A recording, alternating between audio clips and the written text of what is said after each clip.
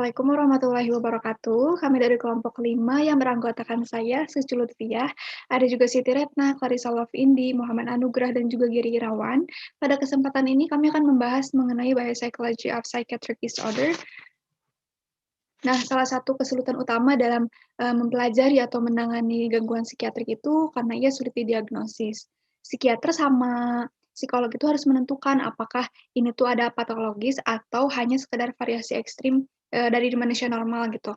Selain itu juga ada kesulitan utamanya, yakni kadang tuh gangguannya berbeda, tapi gejalanya sama atau sebaliknya.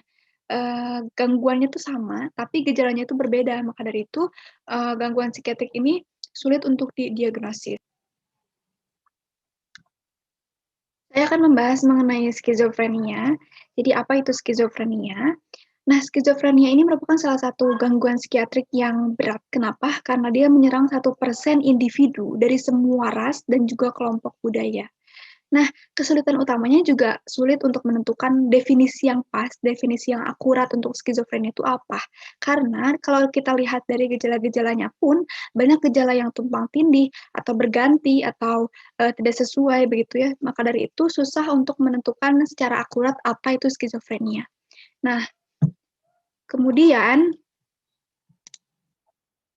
ini ada gejala-gejala walaupun tidak semua gejala yang termasuk yang disebutkan dalam slide ini termasuk ke penderita skizofrenia, jadi tidak semua begitu. Nah, kemudian yang pertama adalah delusi. Jadi delusi ini yang bersangkutan atau pasien ini merasa berada di bawah kontrol. Misalkan delusi delusi persekusi, misalkan ibuku mencoba meracuniku. Jadi dia merasa ada di bawah kontrol begitu. Kemudian yang kedua adalah halusinasi. Halusinasi itu suara imajiner. Jadi dia mengimajinasikan suara-suara yang memberikan komentar negatif kepada dirinya atau memerintah orang itu, memerintah si pasiennya. Yang ketiga ada afek yang tidak pas. Jadi reaksi tingkat emosionalnya itu nggak pas. Meskipun itu kejadiannya negatif atau positif, afek atau reaksinya tuh nggak pas gitu. Nah, yang keempat pikiran terdisorganisasi, maksudnya jadi tidak logis itu. Kadang bisa aja dia percaya pada kekuatan supranatural. Terus yang kelima adalah perilaku ganjil. Jadi dia kesulitan dalam melakukan tugas sehari-hari. Terus apa ya? Kadang bicara berirama begitu. Kemudian ada juga gejala negatif. Yang pertama ada kurangnya ekspresi emosional, yang kedua ada avolisi, berkurang atau tidak ada sama sekali motivasi. Terus yang ketiga ada katatonia. Katatonia itu tidak bergerak, seringkali dia berada dalam satu posisi yang terus-menerus begitu ya, dalam posisi aneh juga bisa aja. Dan itu tuh dalam waktu yang lama. Kemudian, nah yang pertama ini, jadi meskipun hanya satu pengembang yang apa ya, satu persen pengembang yang diantara populasinya itu mengembangkan skizofrenia gitu. Nah, 10% ini bakalan kemungkinan terjadi pada skizofrenia pada kerabat biologis. Itu kayak orang tua, anak, saudara. Meskipun pada awalnya tuh dia diadopsi sama keluarga yang sehat nggak lama setelah lahir. Jadi kemungkinan itu 10% meskipun hanya 1% pengembang. Kemudian yang kedua ada angka konkordansi atau apa tuh urutan skizofrenia, angka konkordansi skizofrenia pada orang yang kembar monozigot itu 45 sampai 50% dan itu tuh tinggi. Tapi sebaliknya kalau kembar zigotik itu hanya 10 sampai 17%. Lalu menurut UHER ini um, sebagian orang mewarisi potensi untuk mengidap skizofrenia. Nah, itu tuh bisa aja terjadi atau menderita karena diaktifkan atau tidak oleh pengalaman. Pengalaman seperti apa? Misalkan yang ini ada pengalaman awal, komplikasi persalinan pada saat lahir, terus kemudian stres ibu, kesulitan hidup pada masa kanak-kanak, itu tuh dapat mempengaruhi apakah diaktifkan atau tidak. Kemudian selanjutnya adalah penemuan obat antiseptik pertama untuk skizofrenia. Nah, jadi pertamanya itu ditemukannya itu tanpa sengaja. Nah, pada tahun 1950, nah ditemukanlah klorpromazin. Kemudian itu tuh dikembangkan sama perusahaan Prancis sebagai antihistamin. Antihistamin itu anti alergi begitu. Nah, lalu ada juga ada juga seorang dokter bedah, dia ngasih obat chlorpromazine ini kepada pasien yang dioperasi sebelumnya. Kemudian ternyata itu tuh bisa untuk menangkal pembengkakan pada saat operasi. Nah, kemudian selain itu juga ada efek menenangkan. Menurut dia, oh bisa aja nih kalau chlorpromazine ini tuh bisa menenangkan orang yang gangguan psikiatrik. Nah, kemudian dicobalah chlorpromazine itu. Chlorpromazine ini bukan untuk mengobati, tetapi mengurangi gejala-gejala seperti mengurangi keparahan gejala-gejala skizofrenia itu untuk menenangkan, lebih menenangkan. Nah, kemudian ada juga nih yang tertarik dokter yang Amerika itu percobaan tanaman snake root pada yang digunakan India untuk sakit mental. Terus dicobain tuh ke pasien skizofrenia. Nah, tapi ternyata itu nggak berhasil, malahan menghasilkan penurunan tekanan darah pada penderita. Jadinya nggak dipakai lagi. Keduanya, jadi snake root sama chlorpromazine itu termanifestasi setelah diberi selama 2 atau 3 minggu. Kemudian ada juga teori dopamin. Apa itu teori dopamin? Katanya itu, skizofrenia ini disebabkan terlalu banyak dopamin. Jadi menurut teori dopamin itu seperti itu. Nah, adanya obat antipsikotik itu efeknya untuk mengurangi dopamin-dopamin itu. Nah, ada 2 fakta well established. Yang pertama, antipsikotik reserpin itu mengosongkan dopamin otak dan monoamin lainnya. Yang kedua, amfetamin dan kokain itu memicu episode mirip skizofrenia pada pemakai. Jadi menaikkan kadar dopamin ekstraseluler dan monoamin lainnya yang ada di otak. Kemudian ada juga lini penelitian dan penanganan skizofrenia. Yang pertama ada antipsikotropika atipikal, itu efektif tapi tidak mengikatkan diri pada reseptor D2. Sedangkan obat halusinogenik itu ia mengubah persepsi, emosi, dan juga kognisi. Nah, efek halusinogen ini seperti LCD ya, itu meniru gejala-gejala positif skizofrenia, misalnya halusinasi dan juga pikiran yang terdisorganisasi kayak tadi. Pikiran seperti percaya pada supranatural dan lain-lain. Itu untuk obat halusinogenik. Kemudian yang ketiga adalah gen terkait, misal pemindaian otak pasien skizofrenia dan juga kembarannya. Untuk apa? Jadi bukan berarti bahwa memiliki gen-gen yang terlibat seperti yang kembar itu dalam skizofrenia sia-sia, tetapi bisa untuk mengidentifikasi gen-gen semacam itu dan memberikan insight baru gitu. Insight baru tentang penyebab, mekanisme neural, dan penanganan skizofrenianya. Itu untuk perubahan struktur gen terkait. Untuk gen terkait ya. Yang terakhir adalah perubahan struktur otak. Misalkan pengurangan volume di otak. Misalnya apa? Misalnya individu yang belum terdiagnosis skizofrenia, tapi kemungkinannya tinggi. Kenapa? Karena mereka memiliki keluarga dekat dengan penderita skizofrenia. Ini memperlihatkan pengurangan volume pada bagian otaknya. Itu contohnya ya. Kemudian akan dilanjutkan oleh teman saya. Gangguan depresif. Next. Depresi adalah reaksi normal terhadap kehilangan yang menyedihkan seperti kehilangan orang yang dikasihi, kehilangan self-esteem atau kehilangan kesehatan. Depresi sering dibagi menjadi 2 kategori, depresi yang dipicu oleh kematian negatif, misalnya kematian seseorang, kematian pekerjaan yang disebut depresi reaktif, depresi tanpa penyebab yang jelas disebut depresi endogen. Depresi klinis atau juga yang disebut dengan depresi mayor merupakan jenis depresi yang membuat penderitanya merasa sedih dan putus asa sepanjang waktu.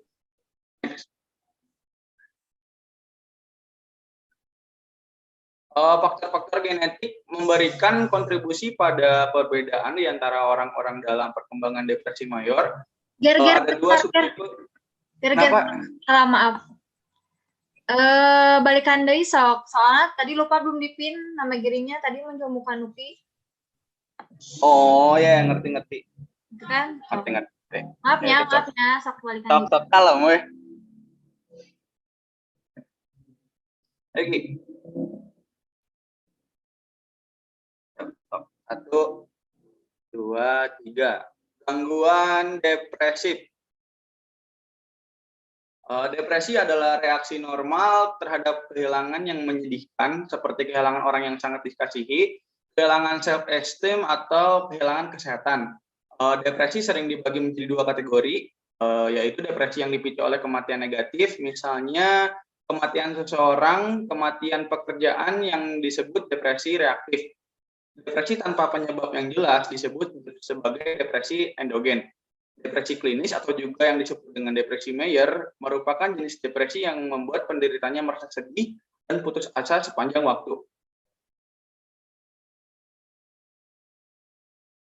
Faktor-faktor yang menjadi dasar dari depresi adalah faktor-faktor genetik yang memberikan kontribusi pada perbedaan di antara orang-orang dalam perkembangan depresi Meyer. Ada 2 subtipe gangguan pada depresi Meyer yang penyebabnya lebih jelas karena waktu episodenya. Yang pertama adalah Seasonal Affective Disorder atau SAD, di mana episode gangguan depresi dan kelesuannya biasanya terjadi setiap musim-musim tertentu. Next. Obat antidepresan.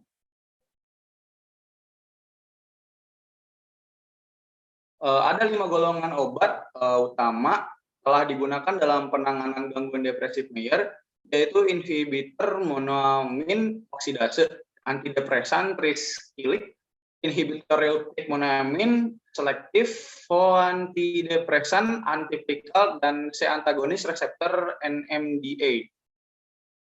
Next.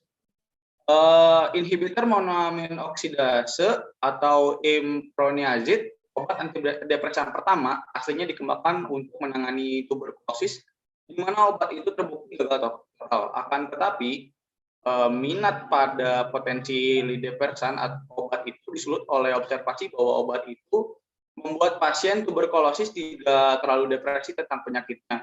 Akibatnya, iprazolam dozi pada kelompok campuran pasien psikiatrik, dan di sana ditemukan efektif terhadap depresi. Obat itu dipasarkan untuk pertama kalinya sebagai obat antidepresan pada tahun 1957.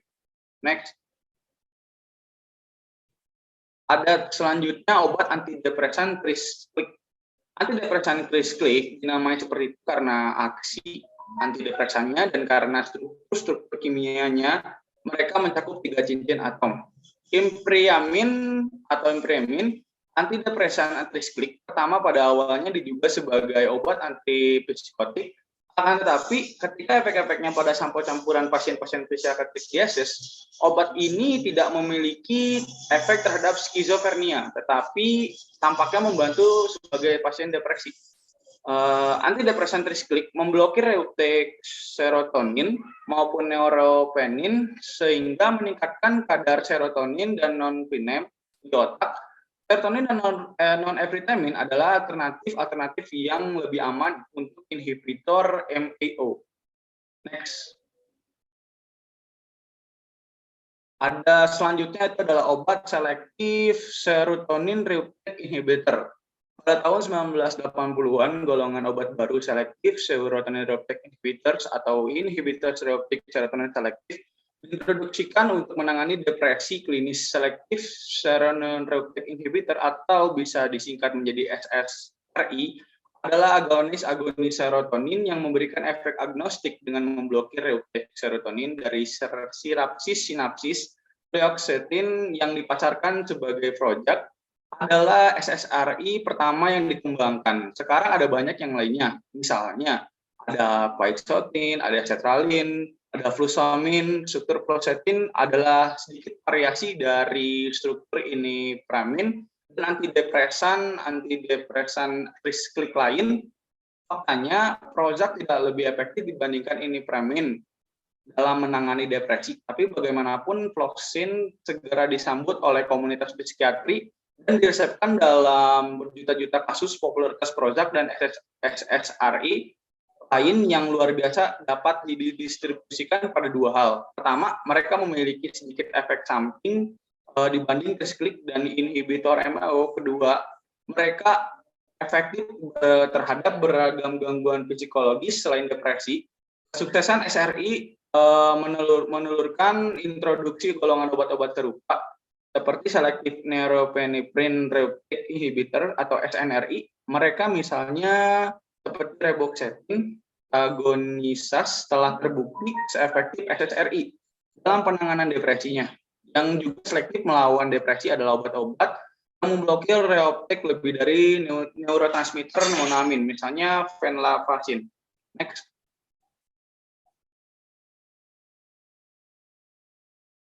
Lalu ada obat yang bernama antidepresan atipikal. Mulai 1980-an, beberapa antidepresan baru mulai muncul di pasaran yang tidak benar-benar cocok untuk dimasukkan ke dalam ketiga golongan obat yang telah disebutkan sebelumnya. Memiliki yaitu ada inhibitor MEO, ada antidepresan disklik, dan inhibitor reuptake monoamin selektif. Oleh karena itu muncullah golongan obat antidepresan baru yang sebenarnya memiliki banyak mode aksi yang berbeda. Obat antidepresan baru yang sebenarnya memiliki anti berbeda ini yaitu adalah antidepresan atipikal. Sebagai contoh, salah satu obat dalam golongan ini yaitu adalah bupropion, memiliki beberapa efek neurotransmisi. Obat ini adalah pemblokir dopamin dan reuptake norepinefrin, dan juga pemblokir antidepresan reseptor asetilkolin nikotinik. Lalu ada contoh lain, yaitu adalah obat golongan ini adalah agomelatin agonis reseptor melatonin. Next. Lalu obat selanjutnya ada antagonis reseptor NMDA. Pada tahun awal 1990-an, beberapa studi melaporkan efek positif mengantagonisasi reseptor NMDA glutamat pada gangguan depresif. Pada awal 2000-an, salah satu agen secara khusus ditunjukkan luar biasa efektif. Halusinogen disosiatif ketamin luar biasanya, bahkan satu dosis tunggal rendah ketamin dengan cepat mengurangi depresi, bahkan pada pasien-pasien yang pernah mengalami episode berat. Next.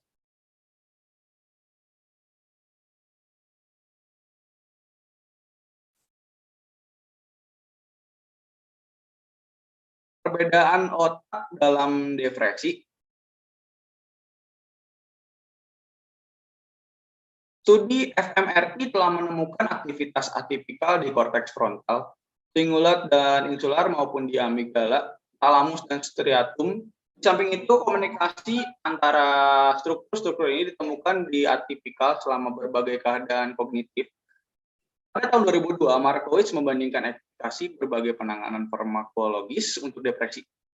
Hasilnya hampir sama antara inhibitor MEO, antidepresan trisklik, dan inhibitor reuptake monoamin selektif. Sekitar 50% pasien yang mengalami depresi secara klinis tampak membaik. Hasil ini tampak cukup baik. Akan tetapi, subjek kontrol menunjukkan angka kesembuhan sebesar 25%. Sehingga 25% individu depresi yang benar-benar tertolong oleh antidepresan. Penemuan penting dibuat oleh meta-analis yang memfokuskan pada efektivitas obat antidepresan sebagai fungsi tingkat keparahan gangguan. Mereka menemukan bahwa antidepresan tidak lebih baik secara signifikan dibandingkan placebo untuk menangani pasien penderita depresi ringan atau sedang. Tampaknya antidepresan hanya bermanfaat pada depresi berat. Next. Teori depresi. Ada beberapa teori tentang etiologi gangguan depresi Meyer, seperti yang segera kita bisa temukan di sini. Kebanyakan teori hampir sepenuhnya didasarkan pada terapi-terapi yang telah ditemukan efektif terhadap depresi. Satu, ada teori monoamin untuk depresi. Salah satu teori depresi yang menonjol adalah teori monoamin. Teori monoamin adalah depresi mengatakan bahwa depresi berhubungan dengan kurangnya aktivitas otak sinapsis, serotogenik, dan noradrenergenik. Teori hilangan ini banyak didasarkan pada kenyataan bahwa inhibitor monoamin oksidase atau MEO, antidepresan trisklik, reuptake norepinefrin selektif, semuanya adalah agonis inhibitor reuptake serotonin selektif dan inhibitor serotonin norepinefrin dan atau keduanya. Lalu ada teori neuroplastisitas. Secara ringkas, teori neuroplastisitas depresi adalah bahwa depresi merupakan hasil dari penurunan pada proses neuroplastik di berbagai struktur otak, misalnya hipokampus, yang mengakibatkan kehilangan neuron dan patologi neural lain. Next. Ada penanganan depresi dan simulasi otak.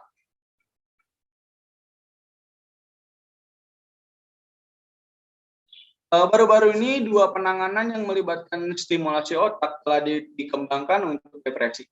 Satu ada di brain stimulation. Stimulation otak kronis melalui elektroda yang diimplementasikan telah ditunjukkan memiliki efek terapeutik pada sebagian pasien depresi yang telah gagal merespon penanganan lain.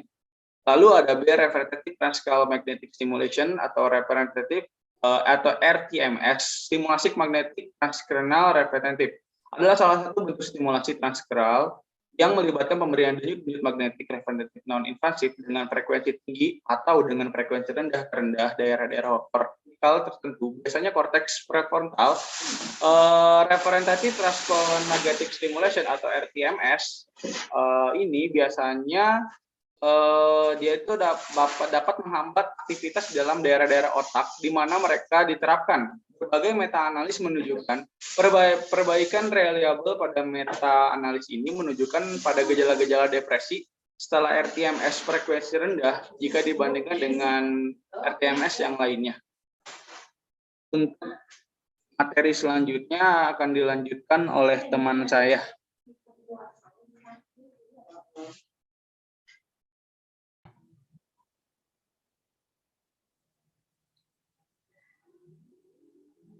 Selanjutnya ada gangguan bipolar atau bipolar disorder. Gangguan bipolar merupakan kondisi kejiwaan yang membuat penderitanya mengalami perubahan emosi yang drastis dari mania sangat senang menjadi depresif sangat terpuruk, ataupun sebaliknya. Sebagian orang yang depresi mengalami periode-periode hipomania dan mania. Mereka yang seperti itu dikatakan memiliki gangguan bipolar. Next. Hipomania dan mania berlawanan dengan depresi. Hipomania ditandai oleh berkurangnya kebutuhan untuk tidur, energi tinggi, dan afek tinggi. Selama periode ini, orang menjadi banyak bicara, berenergi, impulsif, positif, dan sangat percaya diri. Dalam keadaan ini, mereka bisa sangat efektif dalam pekerjaan tertentu dan menjadi teman yang sangat menyenangkan. Sedangkan mania hampir mirip dengan hipomania, tetapi versi ekstrim. Orang yang berada pada periode mania juga memiliki gejala tambahan seperti delusion of grandeur atau delusi kemegahan atau kebesaran, impulsivitas, dan distraktabilitas. Mania biasanya memiliki psikosis atau kehilangan sentuhan dengan realita. Ketika mania sudah berkembang sepenuhnya, orang tersebut akan memperlihatkan antusiasme tak terkendali dengan ocehan yang tak putus yang mengalir tanpa henti dari topik ke topik. Bagi mereka, tidak ada tugas yang terlalu sulit, tidak ada tujuan yang tidak tercapai, dan memiliki kepercayaan diri serta grandiosity ditambah energi yang tinggi. Distraktabilitas dan impulsivitas yang tinggi menghasilkan rangkaian petaka berkelanjutan. Orang yang ada pada periode mania sering meninggalkan proyek-proyek yang terbengkalai, tagihan-tagihan yang tak terbayar, dan hubungan yang putus. Next. Nah, ada jenis bipolar. Yang pertama, bipolar tipe 1, mereka yang mengalami episode mania, dan bipolar tipe 2, yaitu orang yang hanya mengalami episode depresi dan hipomania. Next. Faktor penyebab. Gangguan bipolar ini sangat heritable atau dapat diwarisi. Sebagai contoh, studi pasangan kembar untuk gangguan bipolar mendapatkan estimasi heritabilitas yang berkisar mulai dari 80-90%. Nah, hingga saat ini gangguan bipolar belum diketahui secara pasti penyebabnya. Lalu ada mood stabilizer. Mood stabilizer atau obat menstabilkan suasana perasaan, idealnya menangani depresi atau mania tanpa menaikkan risiko mania atau depresinya. Perlindungan ini penting karena episode suasana perasaan pada penderita gangguan bipolar biasanya menjadi lebih berat dan lebih sering apabila dibiarkan tanpa penanganan. Lithium yang merupakan sebuah ion logam sederhana adalah obat pertama yang ditemukan bertindak sebagai mood stabilizer. Nah, selanjutnya, materi selanjutnya akan dibahas oleh rekan saya. Gangguan kecemasan. Next. Pengertian. Gangguan kecemasan adalah ketakutan kronis yang menetap tanpa adanya ancaman langsung. Kecemasan bersifat adaptif apabila kecemasan itu memotivasi perilaku. Tetapi bila menjadi sedemikian parah sehingga mendisrupsi fungsi normal, kecemasan itu disebut gangguan kecemasan. Semua gangguan kecemasan dikaitkan dengan perasaan cemas, misalnya ketakutan dan kekhawatiran, dan dengan berbagai reaksi stres fisiologisnya, misalnya detak jantung cepat, tekanan darah tinggi, mual, sulit tidur, sulit bernafas, dan kadar glukokortikoid yang tinggi. Next. 4 golongan gangguan kecemasan. Yang pertama adalah ada General Anxiety Disorder. General Anxiety Disorder yang ditandai oleh respons stres dan perasaan cemas ekstrim serta kekhawatiran tentang sejumlah besar kegiatan atau peristiwa.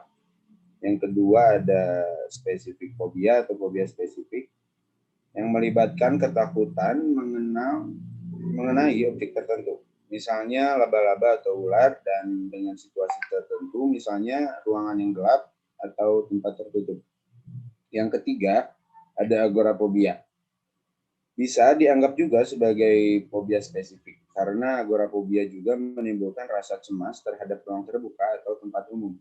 Tetapi agorafobia lebih membuat tidak berdaya dibandingkan kebanyakan fobia spesifik.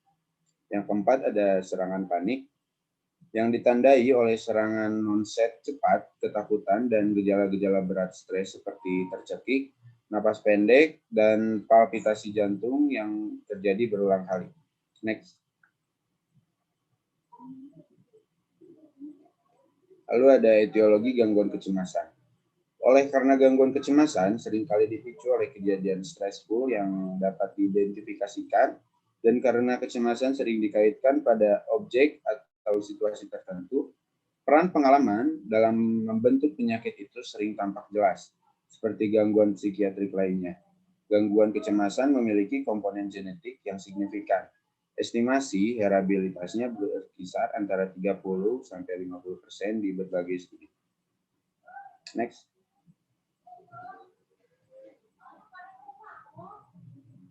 Penanganan farmakologi untuk gangguan kecemasan. Ada 3 kategori obat-obatan yang lazim diresepkan untuk penanganan gangguan kecemasan. Di antaranya, yang pertama ada benzodiazepin. Benzodiazepin biasa diresepkan secara luas untuk menangani gangguan kecemasan.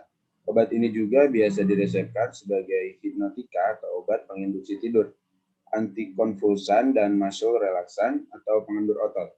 Efek samping adversif obat ini adalah penenang, disrupsi aktivitas motorik, tremor, dan mual. Benzodiazepin biasa diresepkan hanya untuk jangka pendek karena obat ini sangat adiktif. Yang kedua ada agnosis serotonin. Agnosis serotonin buspirone digunakan secara luas untuk menangani gangguan kecemasan dan depresi. Kelebihan obat ini dibandingkan benzodiazepin adalah kespesifikannya. Obat ini menghasilkan anti kecemasan tanpa menimbulkan disrupsi aktivitas motorik, relaksasi otot, dan penenang. Efek sampingnya hanya mual, pusing, dan insomnia.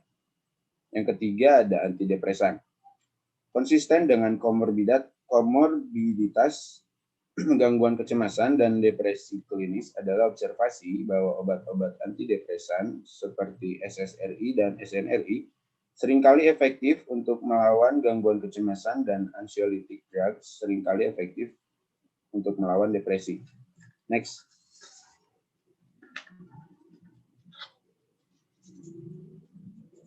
Model-model binatang untuk kecemasan. Yang pertama ada elevated plus maze test.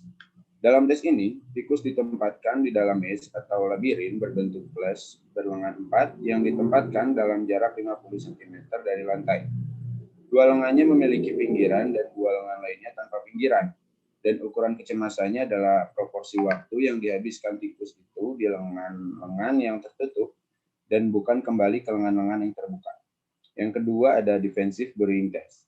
Dalam tes ini, tikus dikejutkan dengan pasak kayu terbungkus kawat yang ditempelkan di dinding bilik tes yang sudah sangat dikenalnya.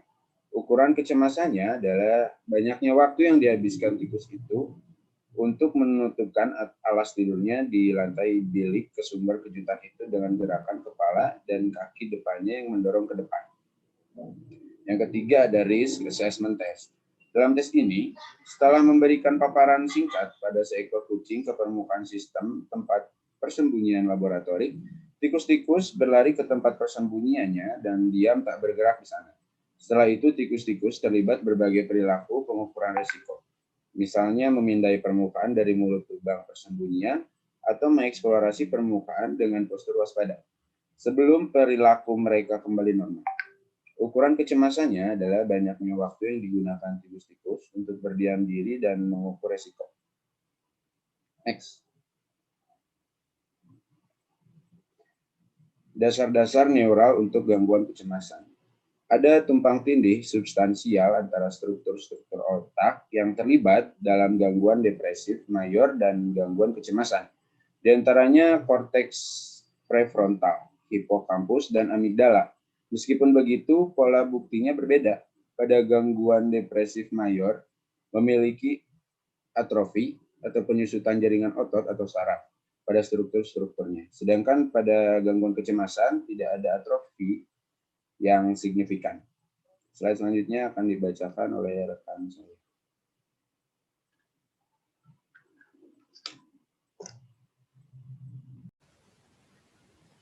Gangguan Tourette. Gangguan Tourette sebelumnya dikenal sebagai Tourette Syndrome.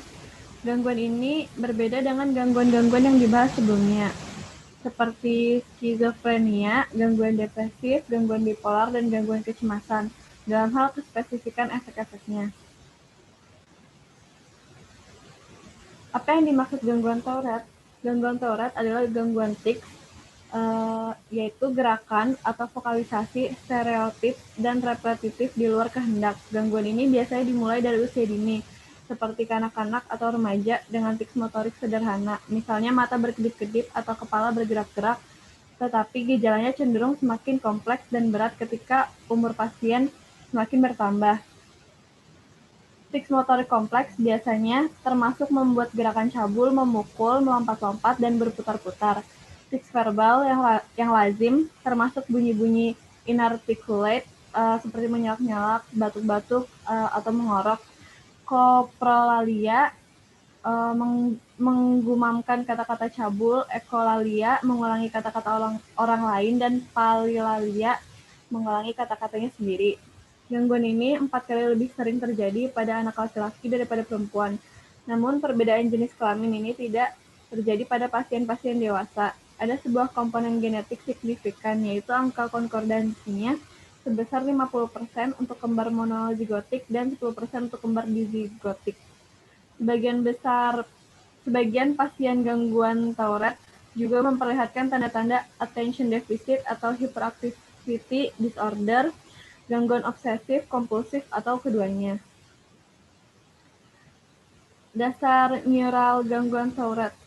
Gangguan Tourette adalah gangguan yang dapat didefinisikan dengan baik dengan gejala-gejala yang objektif. Neuropatologinya lebih mudah untuk dipelajari dibanding gangguan-gangguan lain. Kesulitan terbesar dalam mempelajari gangguan Tourette adalah fakta bahwa gejala-gejalanya dapat mereda seiring bertambahnya umur. Karena itu, pasien Tourette jarang ditangani untuk gangguan Tourette-nya setelah mereka meninggal. Akibatnya, studi neuropatologi gangguan Tourette didasarkan pada studi-studi pencitraan otak yang sulit dilaksanakan karena pasien tidak boleh bergerak.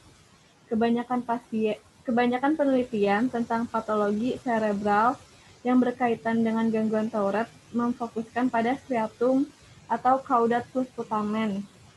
Ada juga bukti pemberian sinyal dopaminergik dan sinyal GABAergik yang disfungsional dalam sirkuit otak kortikal, striatal, talamik, kortikal pada gangguan Tourette. Temuan ini sangat menarik karena sirkuit-sirkuit otak tersebut terimplikasi dalam belajar motorik termasuk dalam pembentukan kebiasaan. Pada gangguan Tourette, penanganan gangguan Tourette, meskipun tics adalah penentu gangguan Tourette, penanganan biasanya dimulai dengan memfokuskan pada aspek-aspek lainnya. Pertama, pasien, anggota keluarga, teman, dan guru dididik tentang sindrom itu. Kedua, Penanganannya memfokuskan pada masalah-masalah emosional tambahan seperti kecemasan dan depresi. Begitu kedua langkah ini diambil, perhatiannya dialihkan pada penanganan ticsnya. Gangguan Tourette biasanya ditangani dengan antipsikotika. Antipsikotika dapat mengurangi tics sampai sekitar 70%, tetapi pasien atau pengasuh mereka sering menolak obat itu karena efek sampingnya seperti berat badan naik, kelelahan, dan mulut kering. Keberhasilan antipsikotika dalam memblokir tics Tourette konsisten dengan hipotesis bahwa gangguan ini berkaitan dengan perubahan dalam sirkuit kortikal, striatal, talamik, kortikal karena sirkuit itu sangat menyandarkan diri pada sinyal dopaminergik. Selanjutnya akan dilanjutkan oleh teman saya.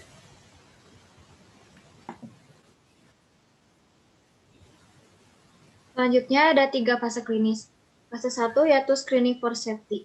Fase ini bertujuan untuk menetapkan apakah obat itu aman untuk digunakan oleh manusia dan bila aman akan ditetapkan berapa banyak obat yang dapat ditolerir. Mengaplikasikan obat pada manusia untuk pertama kalinya merupakan tindakan yang penuh risiko, karena tidak ada cara untuk mengetahui dengan pasti bagaimana mereka akan merespon. Para subjek di fase 1 biasanya adalah relawan yang sehat yang dibayar. Pada fase 1, percobaan klinis selalu dimulai dengan suntikan yang sangat kecil, yang secara gradual dinaikkan dengan cermat dan bila terobservasi adanya reaksi adversif yang kuat, fase pertama disudahi. Lalu fase 2 yaitu establishing for the testing protocol. Fase kedua bertujuan untuk menetapkan protokol atau kondisi bersyarat di mana pengujian akhir kemungkinan besar akan memberikan hasil yang jelas. Tes fase 2 dilakukan pada pasien yang mengalami gangguan yang ditargetkan. Pengujian biasanya melibatkan kelompok kontrol placebo atau kelompok subjek yang menerima substansi kontrol, bukan obat yang dimaksud. Dan desainnya adalah double blind, artinya penguji itu dilaksanakan sedemikian rupa sehingga pasien maupun dokter yang berinteraksi dengannya tidak tahu penanganan mana yang diterima oleh masing-masing pasien. Lalu fase 3 yaitu final testing. Ini merupakan studi kontrol placebo double blind pada sejumlah besar, seringkali ribuan pasien yang mengalami gangguan yang ditargetkan. Rancangan untuk tes fase 3 didasarkan pada hasil-hasil dari fase 2, sehingga pengujian akhirnya kemungkinan besar akan mendemonstrasikan efek terapeutik positif, bila memang ada. Tes pertama pada fase ini seringkali konklusif, tetapi bila cukup menjanjikan tes kedua yang didasarkan pada protokol yang dirancang ulang dapat dilaksanakan. Kebanyakan kasus dibutuhkan 2 tes independen yang sukses untuk meyakinkan badan pemerintah yang mengaturnya. Tes sukses adalah tes yang efek-efek menguntungkannya secara substansial lebih besar dibandingkan efek samping adversifnya. Selanjutnya akan dilanjutkan oleh rekan saya.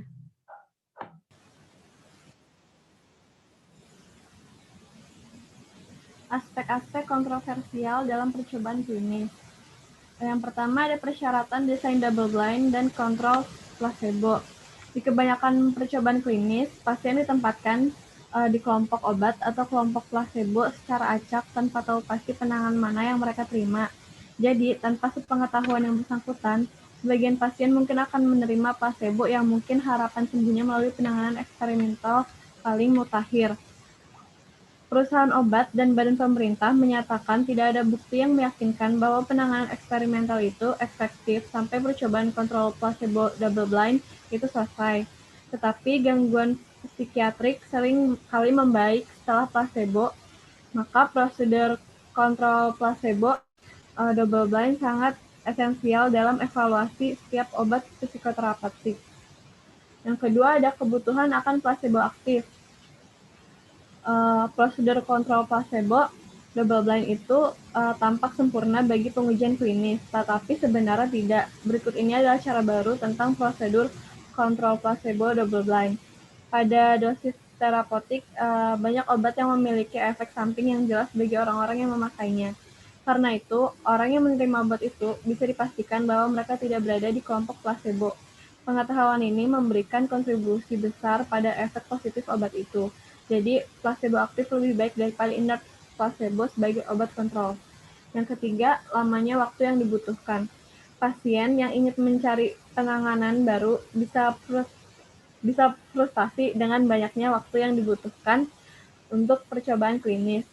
Para peneliti, perusahaan obat, dan badan pemerintah berupaya mempercepat evaluasinya tanpa mengorbankan kualitas prosedur yang dirancang untuk melindungi pasien dari penanganan yang tidak efektif.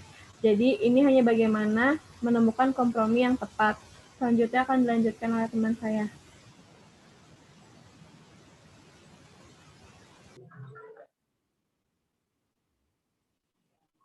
Efektivitas percobaan klinis. Percobaan klinis jelas lebih efektif dibandingkan percobaan lain. Walaupun membutuhkan waktu yang lama juga biaya yang mahal, walaupun bisa saja dilakukan dengan waktu yang sedikit dan biaya yang murah, tetapi efektivitasnya akan menurun atau 2 dari 3 yang mungkin. Penting untuk diketahui bahwa percobaan klinis dipantau dengan sangat cermat selama pelaksanaannya. Bila percobaan itu menunjukkan hasil tertentu, maka perubahan pada protokol penelitian dilakukan untuk meningkatkan keamanan dan mengurangi waktu yang dibutuhkan untuk mendapatkan obat bagi pasien. Hal itu dilakukan demi mendapatkan hasil yang baik dan bukti yang jelas mengenai percobaan tersebut.